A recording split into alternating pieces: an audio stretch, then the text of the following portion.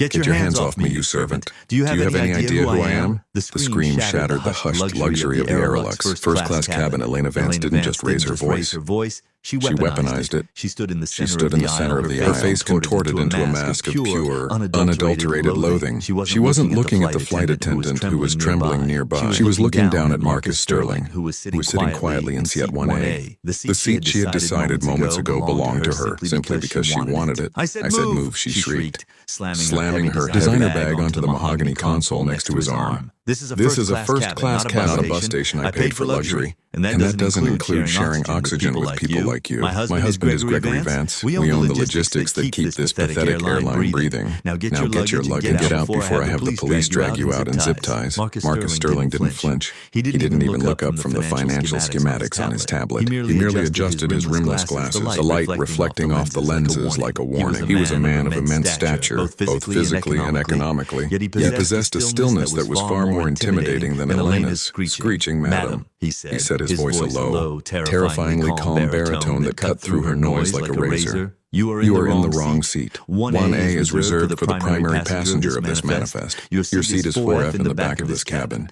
I suggest you go there before you make a mistake you cannot afford. Elena's laugh was jagged and ugly. A mistake I can't afford. I could buy your entire life and burn it for entertainment. I personally know the owner of this airline. We had dinner in Aspen last month. One phone call and you'll never be allowed on a plane again. You'll be lucky to get a job cleaning the hangars. You think that suit makes you someone? You're a nobody sitting in my chair. She turned to the lead flight attendant, Sarah, who looked as though she wanted to vanish into the floorboards. Call the captain now. Tell him there is a threatening intruder in my seat. Tell him Elena Vance demands he be removed. If this man isn't off this flight in 5 minutes, I will ensure this airline loses every freight contract it has with Vance Global. I'll ruin your career along with his. The cabin air seemed to turn to ice. Other passengers, CEOs, diplomats, and heirs all looked away. The tension thick enough to suffocate. Sarah's hands were shaking so violently she dropped her manifest. Mrs. Vance, please. The gentleman is, I don't care what he is. Elena roared. She reached down and grabbed Marcus's tablet, swiping it off the table and sending it clattering to the floor. Get out, the cockpit door hissed open. Captain Miller stepped out, his expression stern. What is the meaning of this disruption? We have a departure slot to hit Captain. Thank God, Elena cried, instantly pivoting into the role of a distressed victim. This man is harassing me. He's aggressive. He's touched my bags and he's refusing to move from my reserved seat. I feel completely unsafe. I want him off the plane immediately. He's a danger to the passengers. Captain Miller looked at the woman. Then he looked at the man sitting in 1A.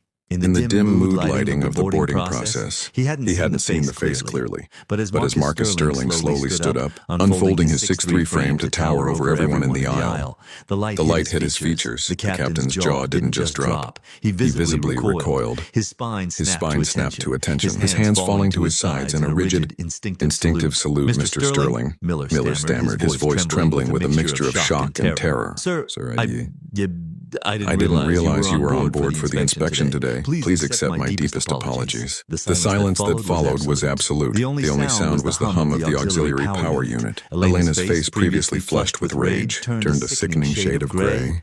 Mr. Sterling, she whispered the name. The name finally connecting in her mind to the gold lettering on the side of the fuselage outside.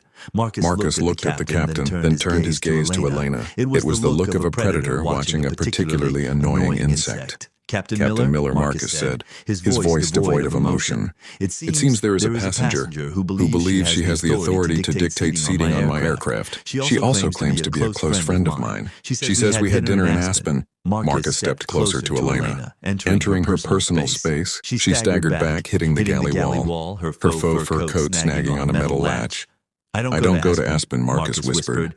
And I certainly don't have dinner with people who use my airline to practice their bigotry. You mentioned your husband, Gregory Vance. I know Gregory. He's a man who values his contracts above all else. He's a man who understands that in this world everything has a price, especially arrogance. Marcus reached into his inner pocket and pulled out a sleek black titanium card, the master ID for the Sterling Horizon Group. He handed it to the captain. Captain, this woman has disrupted flight operations, assaulted a passenger and destroyed company property. Open the door. Port Authority is already on the jet bridge. I called them the moment she touched my tablet. No, Elena screamed. Her arrogance finally shattering into naked panic. It was a misunderstanding. I thought I was just stressed.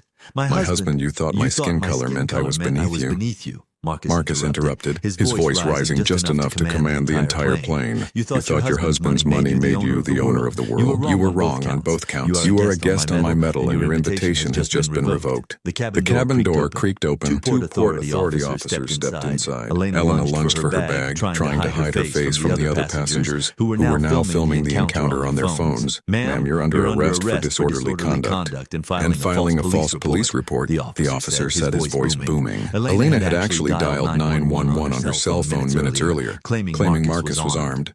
We have the recording of your call. You lied about a firearm on a commercial vessel. That's a federal felony, Mrs. Vance, as the handcuffs clicked shut. The sound echoed through the cabin like a gavel. Elena began to wail, a high-pitched, pathetic sound that replaced her earlier roars of power. My husband called Gregory. He'll fix this. He'll buy this plane just to fire you. He won't, Marcus said, sitting back down and calmly picking up his tablet from the floor. He checked the screen for cracks and tapped the high-priority icon. I've just sent a termination notice for every contract Vance Global has with my subsidiaries. I've also instructed my bank to call in his business loan effective immediately by the time you're processed at the precinct. Your husband won't be a logistics tycoon anymore. He'll be a man trying to figure out how to pay for a divorce. Lawyer with frozen assets as she was dragged out, her expensive shoes scuffing against the carpet she thought she owned. Marcus didn't even look back. He looked at Sarah, the flight attendant. Sarah, let's get this flight in the air. I believe we have a schedule to keep. The destruction was systematic and total. Over the next 12 hours, the Sterling legal machine tore Elena's life to shreds. Gregory Vance, seeing the viral video of his wife's racist tirade, didn't hesitate to save the remnants of his own reputation. He issued a public statement disavowing her actions and filed for divorce before the plane even landed in London. He knew Marcus Sterling didn't just win. He erased 1 year later. The JFK terminal was a sea of moving bodies. Elena Vance pushed a heavy gray plastic cart filled with trash bags and chemical cleaner. Her hands, once soft and manicured,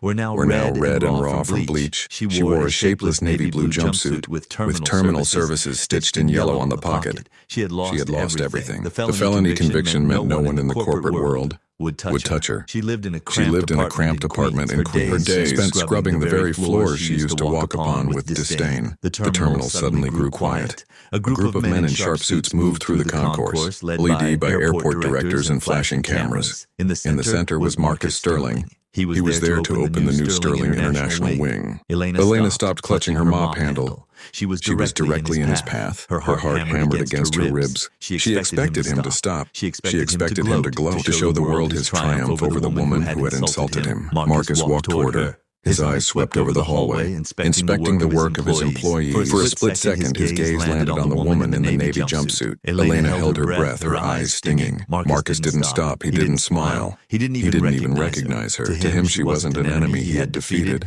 She was simply a part of the background, a shadow on the wall, a non-entity. He continued his conversation with the director, laughing at a light joke, and walked right past her without slowing his pace. He didn't hate her. He had simply rendered her invisible. Elena stood there in the wake of his expensive cologne, the smell of industrial soap filling her lungs. She realized then that the most brutal revenge wasn't the loss of her money or her status. It was the fact that to the man she tried to ruin, she no longer existed at all. She turned her cart toward the restrooms and began to scrub, a ghost in her own former world.